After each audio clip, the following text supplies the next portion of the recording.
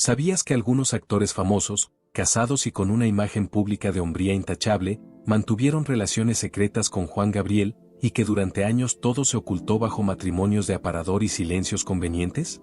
Mientras en público defendían una vida correcta, en privado cruzaban puertas que podían destruir carreras, familias y reputaciones en una época donde amar en secreto era cuestión de supervivencia. Y no te vayas antes del final, porque el último caso no solo involucra fama y deseo, sino un pacto de silencio tan poderoso que aún hoy sigue incomodando a muchos.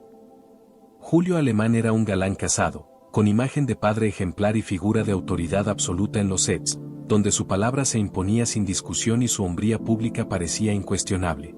Coincidió con Juan Gabriel en Del otro lado del puente 1980. La química entre ambos fue tan natural que el director optó por no intervenir, notando cómo las miradas se prolongaban más de lo habitual. Durante el rodaje, Alemán lo defendía abiertamente de las burlas por su afeminamiento, sus movimientos suaves y su voz modulada, afirmando que esa sensibilidad lo hacía un artista único. Sin embargo, rumores persistentes señalaban que en privado lo atraía precisamente esa inocencia frágil, que le permitía liberarse sin poner en riesgo su imagen de macho dominante, la misma que sostenía en pantalla y fuera de ella. Entre maquillistas y asistentes se comentaba que Alemán, exhausto de sostener una hombría rígida, encontraba en Juan una liberación silenciosa. Un joven que no competía ni exigía, sino que ofrecía devoción absoluta, permitiéndole explorar deseos reprimidos sin sentirse expuesto. Tras la película, ambos esquivaron el tema con habilidad. Alemán usó su influencia para frenar comentarios y declaró que Juan era como un hijo al que orientaba. Aún así, un técnico aseguró haberlos visto juntos en un tráiler cerrado durante pausas nocturnas, escuchando murmullos y risas contenidas. Columnistas insinuaban sospechas alimentadas por llamadas nocturnas y regalos costosos sin explicación.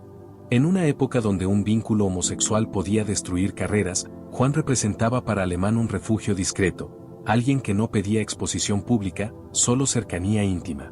Incluso en eventos posteriores, se les veía apartados, con gestos que parecían paternales, pero miradas que revelaban una complicidad profunda. Juan encarnaba esa válvula secreta que le permitía mostrarse vulnerable en privado sin perder el poder que sostenía su imagen pública. Incluso en celebraciones posteriores al estreno, entre flashes y aplausos, se les veía apartados en balcones privados con vista a la ciudad, con Alemán posando la mano sobre el hombro de Juan de manera paternal según las fotografías oficiales. Sin embargo, testigos aseguraban que las miradas revelaban una complicidad profunda y roces que se extendían unos segundos de más. La homosexualidad era considerada una debilidad imperdonable en los años 80, una mancha que contaminaba legados, y Alemán, emblema de la virilidad mexicana, necesitaba esa válvula de escape discreta y controlada que Juan encarnaba, alguien que lo admiraba sin cuestionar sus contradicciones, permitiéndole mostrarse vulnerable en privado sin perder poder público ni afrontar el rechazo social que lo habría aniquilado.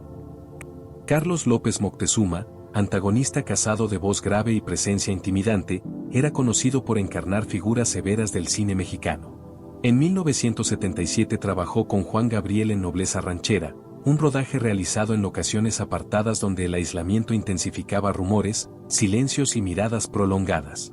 Desde los primeros días, miembros del equipo comentaban la atracción silenciosa del veterano hacia la sensibilidad afeminada de Juan, sus gestos delicados, la emotividad en la voz y una ternura que contrastaba con la rudeza pública de López Moctezuma. Durante las pausas, lo buscaba para charlas privadas que se extendían más de lo habitual, lejos de los demás. Entre técnicos se decía que, atrapado en un matrimonio conservador y bajo estrictas exigencias sociales, Carlos encontraba en Juan una presencia inocente y segura, alguien que despertaba su instinto protector sin cuestionar su autoridad ni exponerlo. Lo defendía con firmeza de burlas homofóbicas del equipo, llegando a detener el rodaje con gritos que imponían silencio inmediato.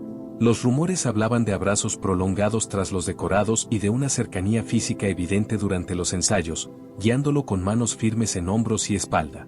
En una época donde la homosexualidad podía destruir carreras, Carlos usó su influencia para acallar versiones, desmentir insinuaciones y advertir a quienes escuchaban de más. Se decía que en algunas noches compartían tráiler con la puerta cerrada, entre risas contenidas y murmullos prolongados. Para Carlos, la delicadeza de Juan no era debilidad, sino el secreto perfecto, entregado, silencioso y demasiado vulnerable para exigir algo a cambio.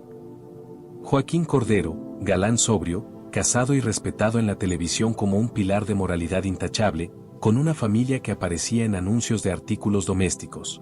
Conoció a Juan Gabriel a finales de los años 70 en círculos artísticos de la capital, donde la élite se reunía en salones cubiertos de humo de cigarro y copas de coñac. Los rumores aseguraban que Cordero, atrapado en un matrimonio tradicional marcado por la rutina diaria y expectativas sociales que lo sofocaban, se sentía atraído por la afeminación delicada de Juan. Manos elocuentes que trazaban emociones en el aire, una voz melódica que ascendía y descendía como mareas, lágrimas fáciles en los ensayos que desarmaban defensas, y que le permitían explorar anhelos ocultos sin sentirse menos hombre ni poner en riesgo su imagen pública de caballero irreprochable. Lo protegía abiertamente de críticos que lo calificaban de afeminado exagerado en columnas venenosas, afirmando que era un poeta del pueblo con alma limpia, pero en la intimidad se susurraba sobre encuentros en su residencia de Polanco, con puertas cerradas, donde Juan interpretaba baladas inéditas solo para él, entre luces tenues, velas encendidas y un piano que resonaba hasta el amanecer. Un productor cercano juró ante amigos haber escuchado risas confidenciales, acordes de piano y murmullos desde un estudio sellado una noche en la que pasó por el lugar. En una sociedad donde la hombría era una norma estricta grabada en piedra y la homosexualidad un escándalo capaz de destruir familias con divorcios públicos y destierro social, Juan representaba la excepción segura para Cordero. Inocente como un niño, admirador devoto que lo colocaba en un pedestal, no una amenaza para su estatus, sino un complemento oculto.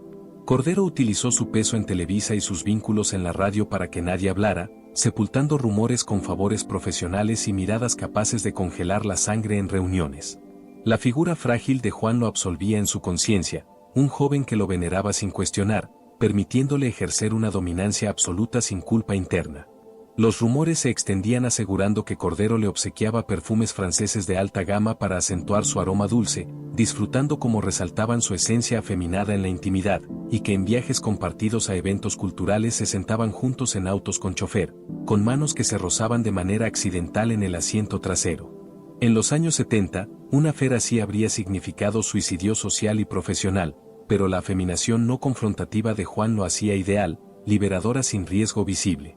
Un secreto que Cordero custodió con habilidad mientras sostenía su fachada de galán sobrio, padre responsable y hombre de palabra en todo momento. Arturo de Córdoba, ídolo casado en el ocaso de su carrera, con una elegancia legendaria que aún hipnotizaba en galas y un magnetismo que trascendía generaciones. Conoció a Juan Gabriel a través de productores en eventos exclusivos donde se celebraba el cine clásico. Admirador confeso del cine clásico, con ojos que se iluminaban al hablar del noir y los melodramas, Juan lo idolatraba con una devoción explícita, y los rumores hablaban de una atracción mutua intensa, donde el veterano encontraba en la figura afeminada e ingenua del joven gestos delicados como seda, una voz quebrada por la emoción en cada frase, lágrimas que surgían con facilidad, y una manera de revivir pasiones reprimidas sin poner en peligro su legado eterno. Se comentaba que, en reuniones privadas en su mansión de jardines iluminados, Arturo apoyaba la mano en el brazo de Juan con afecto paternal mientras conversaban sobre películas antiguas y baladas, pero testigos del staff insinuaban algo más. Miradas prolongadas que se sostenían por segundos eternos, ausencias llamativas durante actos formales y puertas cerradas en bibliotecas repletas de libros polvorientos. En los años 70, un escándalo homosexual habría destruido legados completos y familias enteras, pero la vulnerabilidad absoluta de Juan lo hacía ideal para Arturo, un amante que adoraba sin exigir exposición pública ni visibilidad, que lo hacía sentirse vivo y deseado sin someterlo al juicio ajeno. Arturo acalló todo con su elegancia innata, negando con sonrisas seductoras en entrevistas y desviando preguntas con anécdotas del cine dorado. Los rumores detallaban que le prestaba libros de poesía erótica como fuente de inspiración musical y que Juan ensayaba nuevas canciones en su piano privado hasta el amanecer, bajo luces tenues.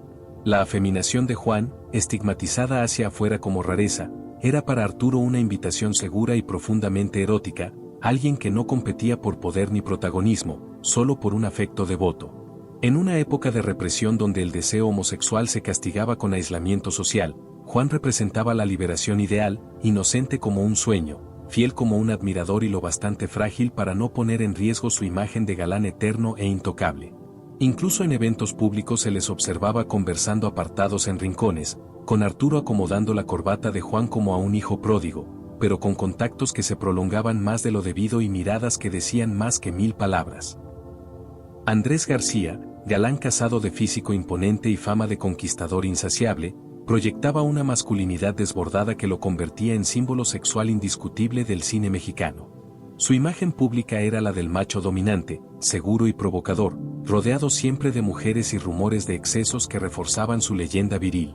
Conoció a Juan Gabriel a finales de los años 70 en reuniones privadas organizadas por productores y empresarios del espectáculo, donde se mezclaban actores, músicos y figuras de poder lejos de los reflectores.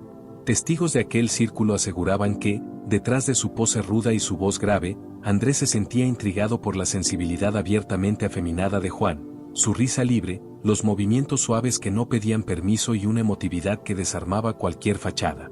Entre asistentes se comentaba que García encontraba en Juan una experiencia opuesta a la confrontación masculina. No había competencia ni desafío, solo admiración absoluta. Juan lo miraba como a un ídolo viviente, celebrando su fuerza y su presencia, lo que permitía a Andrés bajar la guardia sin sentir que su poder se debilitaba. Esa devoción silenciosa se volvía un refugio donde podía explorar deseos sin exponerse. Los rumores hablaban de encuentros nocturnos en residencias prestadas o suites discretas, donde Juan cantaba de manera íntima, casi susurrada, mientras Andrés lo observaba en silencio, con una atención que contrastaba con su habitual arrogancia pública. Un chofer afirmó haberlos llevado juntos en más de una ocasión, esperando largas horas con el motor apagado y las luces del vehículo cubiertas. En una época donde la homosexualidad era vista como una amenaza directa a la hombría, Juan representaba para Andrés una figura segura, afeminado, vulnerable, incapaz de disputarle el rol dominante. No era un riesgo, sino una válvula privada que no exigía definiciones ni rupturas públicas. García, consciente del peligro, utilizó su carácter intimidante para frenar cualquier insinuación, respondiendo con burlas o amenazas veladas a quien insinuara algo más. En eventos sociales se les veía conversar apartados, con Andrés apoyando el brazo sobre el respaldo de la silla de Juan en un gesto que parecía casual, pero que se prolongaba más de lo necesario. Oficialmente era camaradería artística, extraoficialmente, quienes observaban de cerca hablaban de miradas cargadas de tensión y silencios demasiado densos. Juan, con su dulzura desarmante y su admiración sin condiciones, encarnaba para Andrés el escape perfecto, alguien que lo deseaba sin cuestionar su mito de macho absoluto.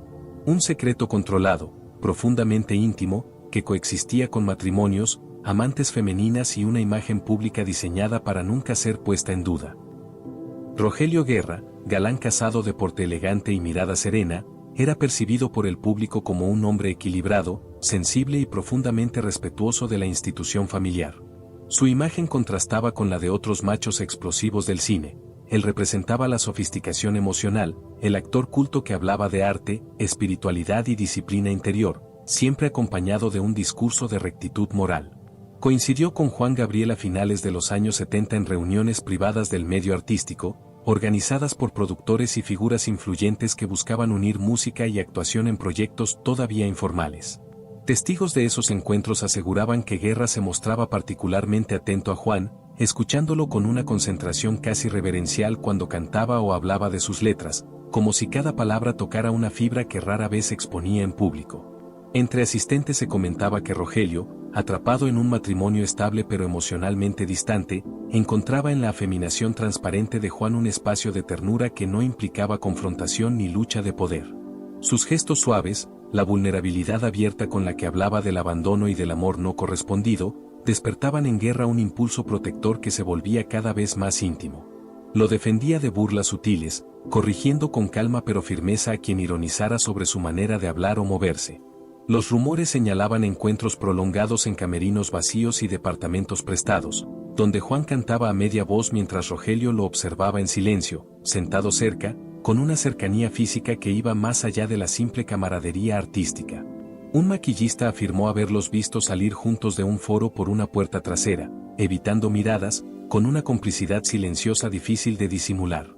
En una época donde cualquier insinuación homosexual podía sepultar carreras y destruir familias, Juan representaba para Guerra un refugio seguro, afeminado, sensible, profundamente admirador y sin intención de disputar autoridad o exponer la relación. Rogelio utilizó su imagen de hombre introspectivo y espiritual para desviar comentarios, hablando de amistad profunda y afinidad artística cuando surgían murmullos incómodos. En eventos sociales se les veía conversar apartados, con Guerra inclinándose ligeramente hacia Juan para escucharlo mejor, rozando su brazo de manera aparentemente casual. Oficialmente era respeto mutuo entre artistas, extraoficialmente, quienes observaban con atención hablaban de silencios cargados de emoción y miradas que se sostenían más de lo permitido. Para Rogelio, Juan encarnaba la posibilidad de sentirse deseado sin traicionar públicamente la figura de hombre íntegro que había construido con tanto cuidado, un secreto íntimo sostenido en la devoción absoluta y el silencio compartido. Enrique Lizalde, actor casado de voz profunda y presencia aristocrática, proyectaba una imagen de intelectual refinado y hombre serio, muy distante del estereotipo del galán impulsivo. En entrevistas se mostraba culto, irónico y dueño de una elegancia sobria que reforzaba su reputación de hombre intocable y respetable dentro y fuera de los foros. Coincidió con Juan Gabriel a finales de los años 70 en reuniones privadas organizadas por productores y figuras culturales que buscaban unir música, cine y teatro en proyectos aún indefinidos. Testigos de esos encuentros afirmaban que Lizalde quedaba visiblemente cautivado por la sensibilidad abierta de Juan, su forma de hablar sin filtros, los gestos suaves que no pedían permiso y una emotividad desbordada que contrastaba con su propia contención pública. Entre asistentes se murmuraba que Enrique, atrapado en un matrimonio formal y una vida social rígida, encontraba en la afeminación franca de Juan un espacio de libertad emocional que no implicaba rivalidad ni exposición. Juan no competía, no desafiaba su autoridad ni su intelecto, lo admiraba con devoción, escuchándolo como discípulo atento, lo que permitía a Lizalde bajar la guardia sin sentir que perdía control. Los rumores hablaban de largas conversaciones nocturnas en departamentos prestados, con copas de vino y música suave, donde Juan cantaba fragmentos de baladas aún inéditas mientras Enrique lo observaba en silencio, recostado en sillones bajos, con una atención casi hipnótica. Un asistente aseguró haber visto cómo Lizalde le acomodaba el saco y el cabello en un gesto aparentemente fraternal, pero prolongado más de lo necesario.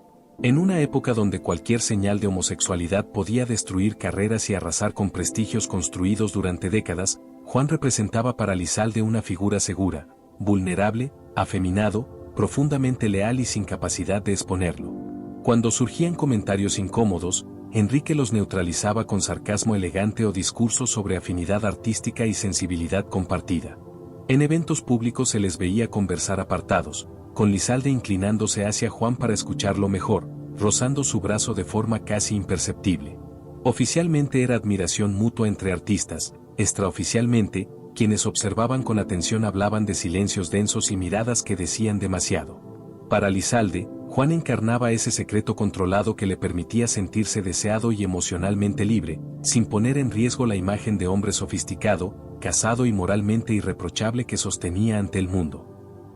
Fernando Soler, patriarca casado del cine de oro mexicano y rostro indiscutible de la autoridad moral en pantalla, representaba para el público la figura del padre severo, del hombre íntegro cuya palabra era ley dentro y fuera del set.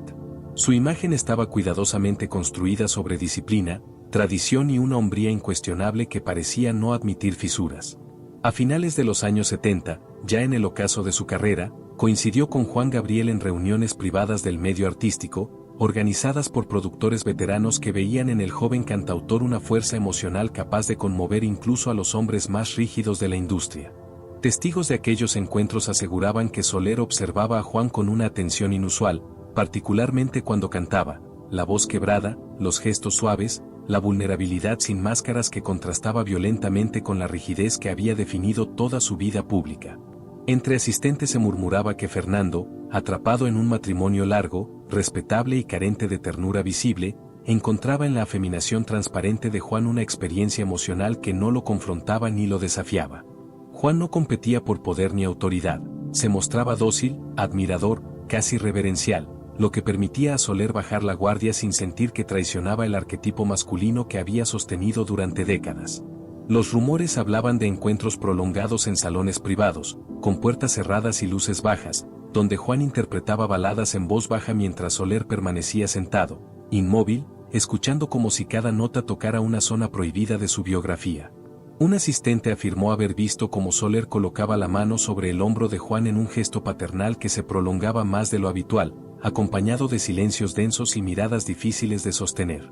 En una época donde cualquier insinuación homosexual podía arrasar con prestigios construidos durante toda una vida, Juan representaba para Soler un refugio seguro, afeminado, vulnerable, profundamente admirador y sin capacidad de exponerlo. Cuando surgían comentarios incómodos, Fernando los neutralizaba con autoridad absoluta, recordando su trayectoria intachable y su posición intocable dentro del gremio. En eventos sociales se les veía conversar apartados, con Soler inclinándose hacia Juan para escucharlo mejor, casi protegiéndolo del entorno. Oficialmente era el gesto de un maestro hacia un joven talento, extraoficialmente, quienes observaban con atención hablaban de una intimidad silenciosa, cargada de emoción contenida. Para Fernando Soler, Juan encarnaba esa excepción peligrosa y perfecta, un escape íntimo que no exigía redefinir su identidad pública, solo le ofrecía la posibilidad de sentirse vulnerable sin que el mundo lo supiera. Ernesto Alonso, actor y productor casado, conocido como el señor telenovela, proyectaba una imagen de poder absoluto y control emocional dentro de la industria. Su figura pública era la del hombre severo, estratega y visionario, rodeado de respeto casi reverencial. Nadie dudaba de su autoridad ni de su hombría institucional, sostenida por décadas de éxitos y una familia cuidadosamente resguardada del escándalo.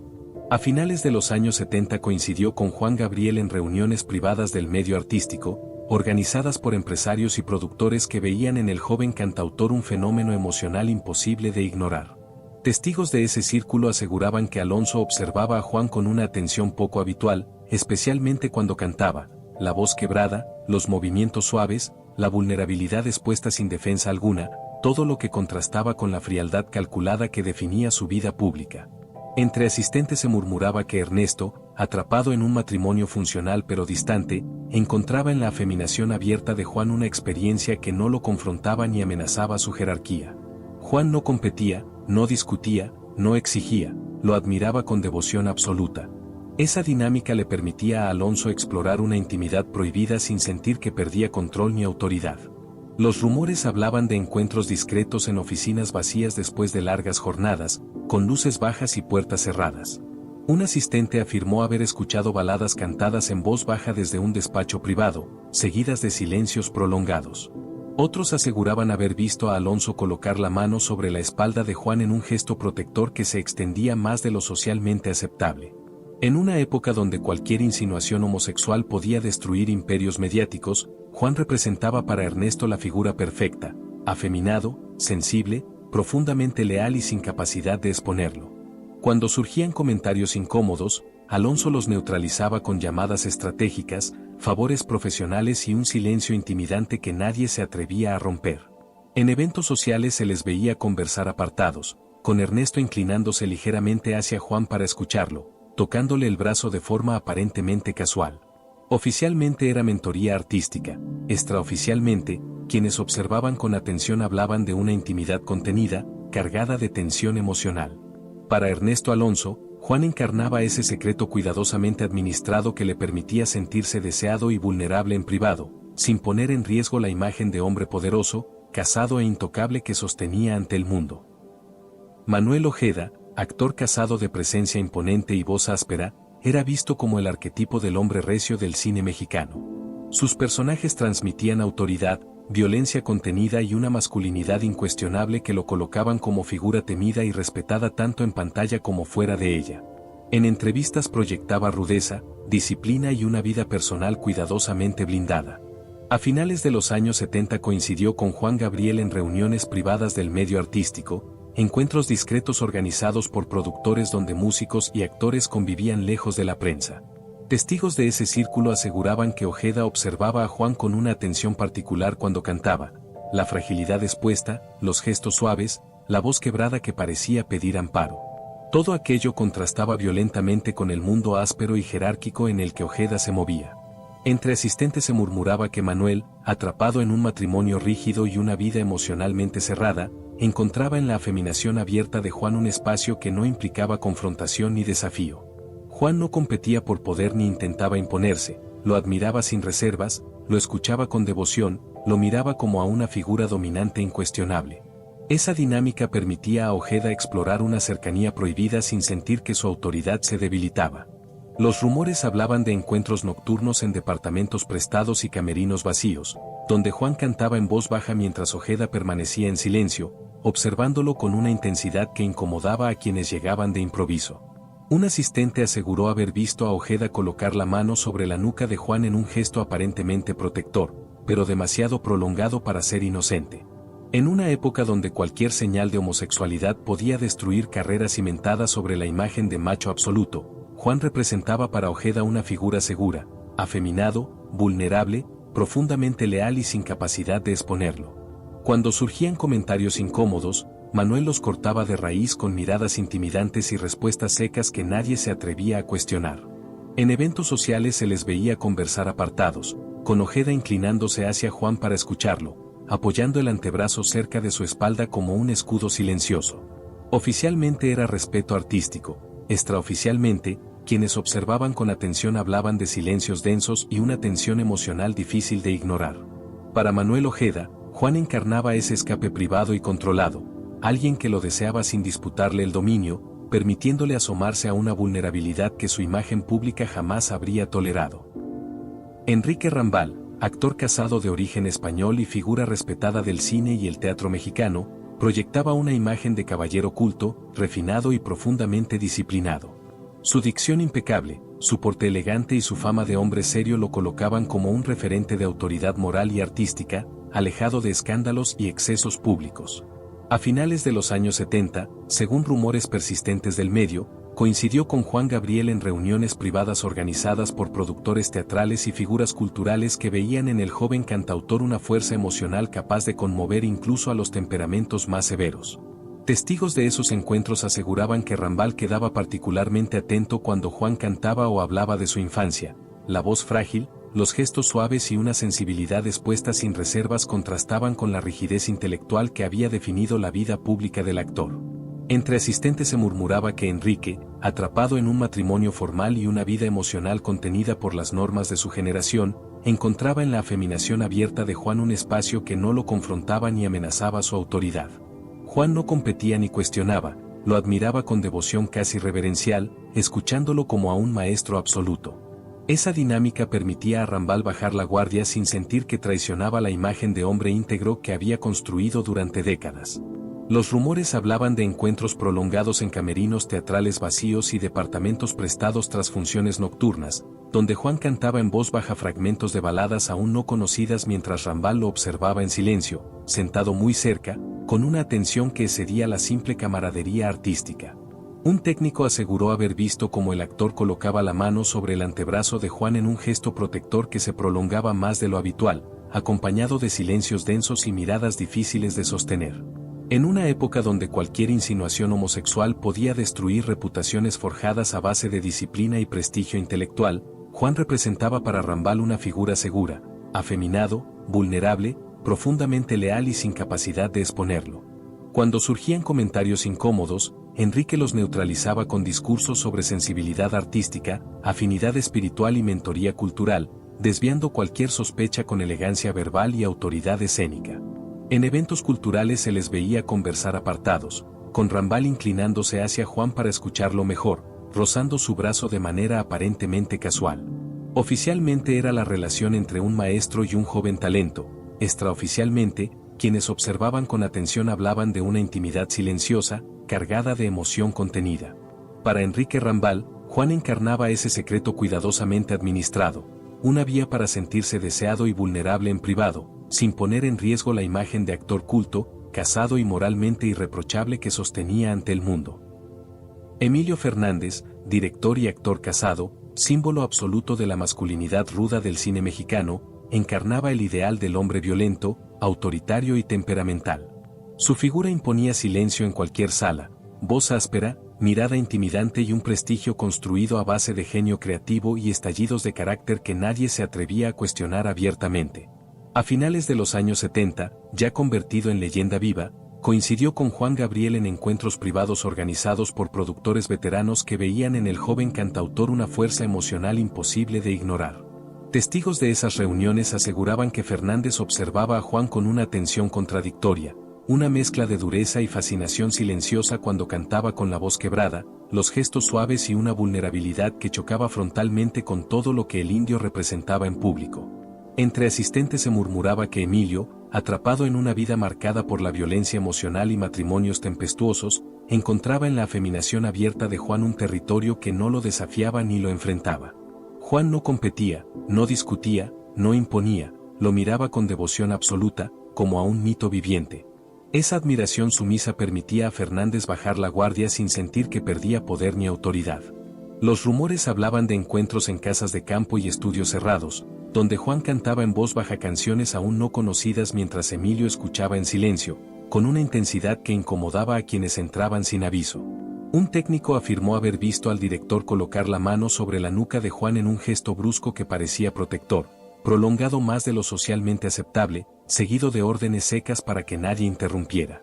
En una época donde la homosexualidad era vista como una traición imperdonable a la hombría revolucionaria que Fernández simbolizaba, Juan representaba una excepción segura, afeminado, vulnerable, profundamente leal y sin capacidad de exponerlo.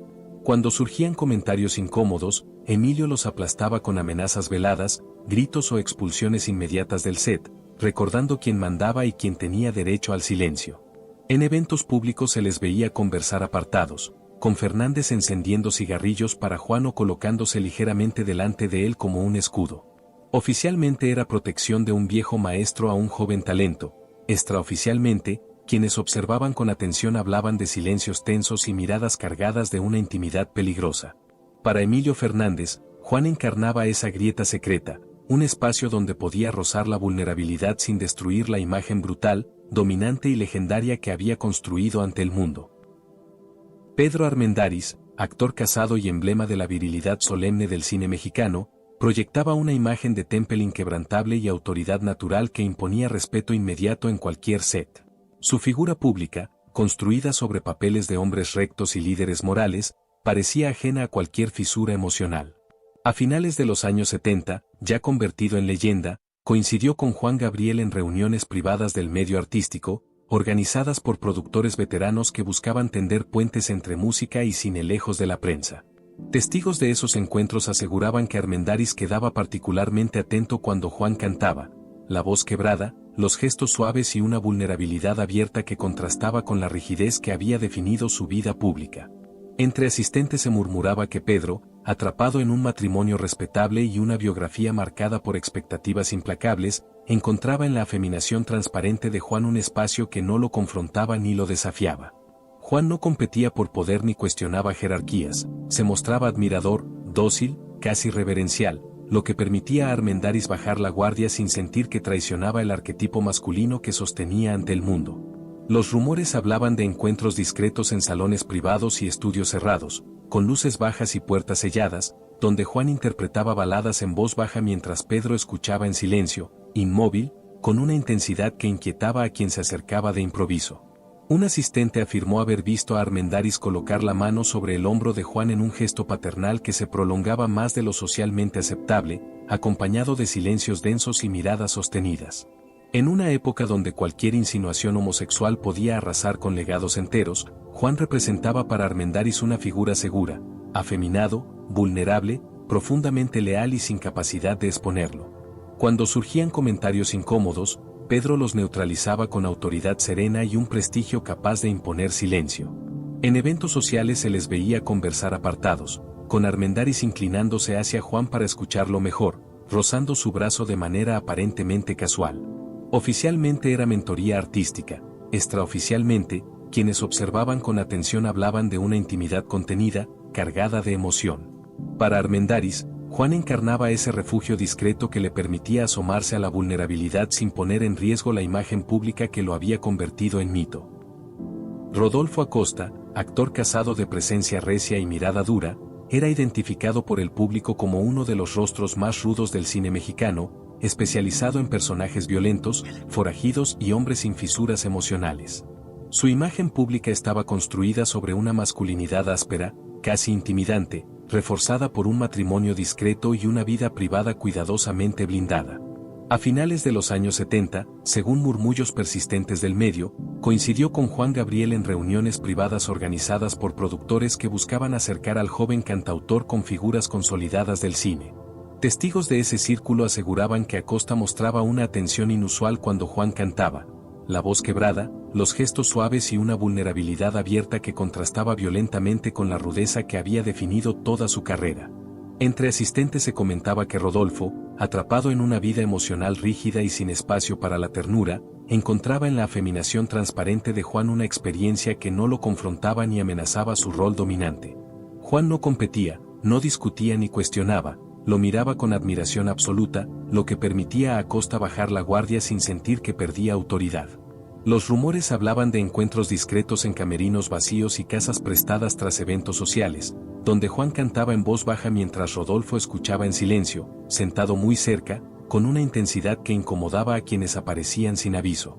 Un asistente afirmó haber visto a Acosta colocar la mano sobre la espalda de Juan en un gesto protector que se prolongaba más de lo habitual, seguido de un silencio denso. En una época donde cualquier insinuación homosexual podía destruir carreras construidas sobre la imagen del macho absoluto, Juan representaba para Rodolfo una figura segura, afeminado, vulnerable, profundamente leal y sin capacidad de exponerlo. Cuando surgían comentarios incómodos, Acosta los cortaba con miradas intimidantes y respuestas secas que nadie se atrevía a cuestionar. En eventos públicos se les veía conversar apartados, con Rodolfo inclinándose ligeramente hacia Juan como si lo resguardara del entorno. Oficialmente era camaradería artística, extraoficialmente, quienes observaban con atención hablaban de una intimidad silenciosa y cargada de tensión. Para Rodolfo Acosta, Juan encarnaba ese escape controlado, alguien que lo deseaba sin disputarle el poder, permitiéndole rozar una vulnerabilidad que su imagen pública jamás habría tolerado.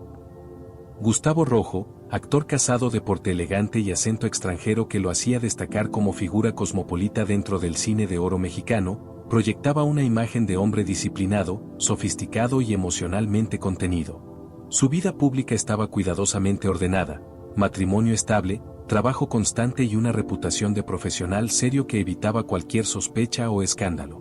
A finales de los años 70, según versiones persistentes del medio artístico, coincidió con Juan Gabriel en reuniones privadas organizadas por productores y empresarios culturales que buscaban vincular música y cine en ambientes lejos de la prensa. Testigos de esos encuentros aseguraban que Rojo mostraba una atención particular cuando Juan cantaba, la voz quebrada, los gestos suaves, la emotividad abierta que contrastaba con su propia rigidez europea y su educación marcada por el control. Entre asistentes se murmuraba que Gustavo, atrapado en un matrimonio correcto pero emocionalmente distante, encontraba en la afeminación franca de Juan un espacio que no lo confrontaba ni ponía en juego su autoridad. Juan no discutía ni competía, escuchaba con devoción, admiraba sin reservas y se mostraba vulnerable de una forma que despertaba en Rojo un impulso protector cada vez más íntimo. Lo defendía con discreción de comentarios irónicos, desviando burlas con elegancia y silencios calculados. Los rumores hablaban de encuentros prolongados en departamentos prestados y camerinos vacíos después de eventos nocturnos, donde Juan cantaba en voz baja mientras Gustavo permanecía sentado cerca, observándolo con una atención intensa. Un asistente afirmó haberlos visto salir juntos por accesos secundarios, evitando miradas, con una complicidad silenciosa difícil de disimular. En una época donde cualquier insinuación homosexual podía arruinar carreras y familias enteras, Juan representaba para Rojo una figura segura, afeminado, sensible, profundamente leal y sin capacidad de exponerlo. Cuando surgían comentarios incómodos, Gustavo los neutralizaba con su imagen de actor culto y extranjero, hablando de afinidad artística y admiración profesional. En eventos sociales se les veía conversar apartados, con Rojo inclinándose hacia Juan para escucharlo mejor, rozando su brazo de manera aparentemente casual. Oficialmente era cercanía artística. Extraoficialmente, quienes observaban con atención hablaban de silencios cargados de emoción y miradas sostenidas más de lo permitido. Para Gustavo Rojo, Juan encarnaba ese secreto controlado que le permitía sentirse deseado y vulnerable en privado, sin poner en riesgo la imagen de hombre casado, sofisticado y emocionalmente intocable que sostenía ante el mundo. Ignacio López Tarso, actor casado de sólida influencia teatral y reputación de intelectual íntegro que lo convertía en una figura respetada como sabio en todos los círculos. Frecuentaba salones literarios donde Juan surgía con baladas que calaban hondo en el alma. Los rumores insinuaban que Tarso, inmerso en un matrimonio intelectual y conservador, lleno de discusiones profundas pero carente de pasión corporal, se sentía fascinado por la afeminación poética de Juan, lágrimas durante lecturas de versos, manos temblorosas al pulsar acordes, una voz que se modulaba como un susurro confidencial, y que le permitía dar salida a deseos ocultos sin quebrar su imagen de maestro del escenario. Se comentaba en voz baja sobre charlas artísticas en su casa que concluían en abrazos intensos, silencios cargados de tensión eléctrica y puertas que se cerraban con llave. Un amigo del entorno teatral juró haberlos visto tomados de la mano dentro de un automóvil estacionado frente a un café literario en una noche de lluvia. La homosexualidad era considerada un delito moral en aquellos años, castigado con ostracismo social y profesional. Pero Juan, con su inocencia absoluta, representaba la válvula de escape ideal para Tarso, liberadora y sin juicio. Admirador sin exigir transformación.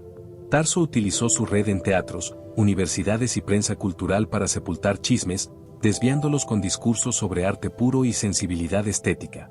Los rumores se expandían señalando que compartían vinos en salones repletos de libros antiguos y que Ignacio guiaba la adicción de Juan mediante una cercanía física que iba más allá de lo habitual, disfrutando su dulzura como contraste a su severidad intelectual pública. En los años 70, un vínculo así habría sido demoledor para los legados, pero la figura no amenazante de Juan lo hacía seguro, un joven que lo elevaba en lo artístico sin exponerlo en lo emocional. Incluso en festivales culturales se sentaban juntos en las primeras filas, programas en mano, con Tarso presentándolo como heredero artístico del espíritu mexicano, aunque con miradas de complicidad que solo los insiders lograban percibir.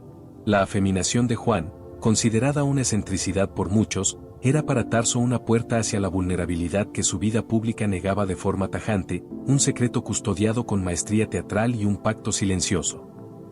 Y como estas, existen muchas más historias ocultas del espectáculo mexicano que durante décadas se mantuvieron enterradas entre rumores, conveniencias y silencios obligados. Así que suscríbete, deja tu like y no te pierdas los próximos videos donde seguiremos revelando las verdades que la fama intentó borrar y los secretos que nadie se atrevió a contar en voz alta.